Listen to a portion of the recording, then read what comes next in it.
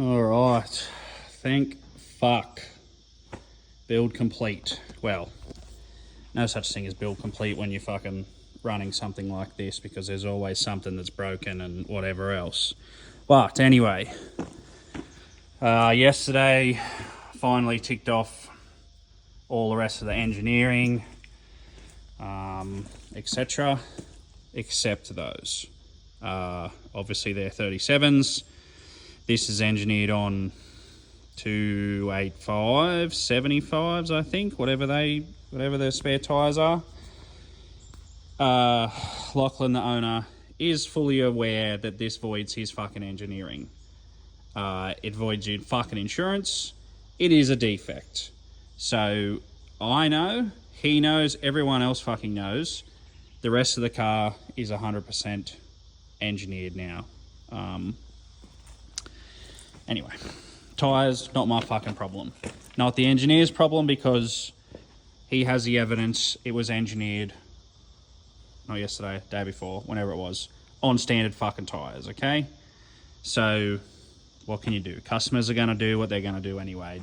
You can't fucking tell them. And these things are like 50 fucking kilos or 60 kilos each, and they are sucking some juice out of this fucking motor. Pro comps, big heavy wall, big rims, they're a heavy tyre. Just the rotational mass is sucking power out of this fucking car, man. It wouldn't surprise me if the horsepower difference is fucking 70 to maybe 100 horsepower from other cars I've done with the same setup. It's fucking quick because the ratios are wound up, but the power is definitely down. Anyway, yeah. This is a 2010 Ute. Most people would have known this Ute was the old TD God.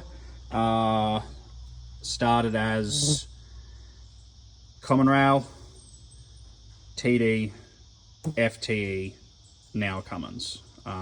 Been through a few different owners, etc., etc. So yeah, 2010 Ute, and fully engineered with a mechanical fucking engine. Every week we deal with people that tell us, and on the forums and this and that, emissions, ADM, fucking jerk. Anyway, engineered. Read the fucking rules, do the right thing. There's no problem with this fucking motor being in here. We can do these up to 2011 in the wagons, some 2012 if they were DX. If they have stability control, we cannot fucking modify them. You can't do it, okay? Just can't be fucking done. And we're not even going to try. So yeah, this is engineered. 190 horsepower, 6BT, wholesale auto, race box. Big front mount in there, 3-inch pipes all the way around, dual snorkels, you know, all the superior arms, etc. This thing's actually not lifted very high either.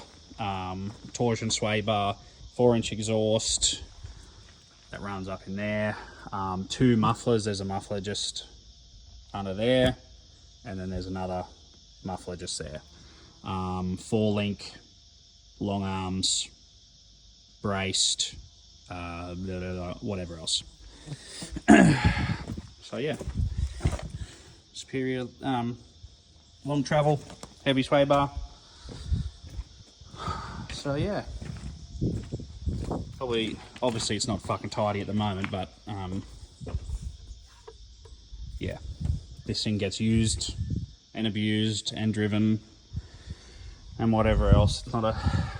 It's definitely the Ferrari version of these conversions that we've done, but yeah. VDO, we always use VDO. Hit up Namis Gauge and Control in Wickham, Newcastle. 100 PSI, we're probably going to go close to about 75 on that when I've just modified the pump. EGT, water temp, trans temp, full working dash. Tacho's a little bit fucking how you're going, but we are running the common rail sensor on we got a marine balancer on this, so it's a bit of a solid state balancer or harmonic balancer, whatever, and it just gets a little bit of a flick every now and then. When it's cruising along highway speed or just cruising around, it's not too bad, but when you get a bit of rack slap on the motor and she's bouncing and fucking, it's not bad. It just flicks that little bit around, but that's the least of his problems. Yeah, Aeroflow bang shifter. Probably one of the nicest shifting setups. We've used B&M in the past, and they're fucking garbage, and especially the ratchet style or cam shifter that you've got to really fucking reef them down to get them into gear. This thing is actually pretty good going up gears, down gears. It's a little bit annoying flicking back to reverse, but I'd rather you'd have to stop, flick back, than someone fucking knocking this from neutral to reverse going the other way and fucking ripping this whole gearbox out. AFC Live, obviously power driven diesel setup. We got that through double duty, so it's put a limiting factor a bit on this for daily use. Yeah, center console's just been trimmed out and mounted. We're still waiting on the trimming stuff to go from a local guy, but anyway, whatever, it's no big deal. Yeah, Bud's Customs rear battery here, twin transcoolers under here, so that one is basically just getting airflow, and then that one is still getting airflow, but it's on a switch so that if he starts, sit in traffic, etc., yeah, you can flick that on and that thing will knock 10 degrees out of the transmission temp in about fucking 3 minutes flat. Like, it's actually really good setup what we got going on here. We probably could have gone a bit bigger, but yeah, anyway, with the fan you can sort of limit it a bit. Maybe another fan's cooler, but so far so good. It hasn't been too bad. If you treat the gearbox correctly, if you go at the beach and you let your tyres down and you do everything fucking correctly, that is more than enough for stuff like this. You're going to hit the beach without letting your fucking tyres down, work everything. There's no fucking transcooler in the fucking world that's going to be able to keep up with 400 or 500 horsepower through a transmission, through some fucking 37s, and keeping it cold. So anyway, air dog in there that you can sort of fucking see. Bit messy with the rear winch wiring and stuff, but everything's all run out where it needs to go. Everything's fucking fused, etc. Everything's wrapped where it needs to be. So yeah, I'm gonna go do a couple of test hits on this thing, run the road tune, just to see what it's like, and fucking see what breaks. Anyway, fucking job done.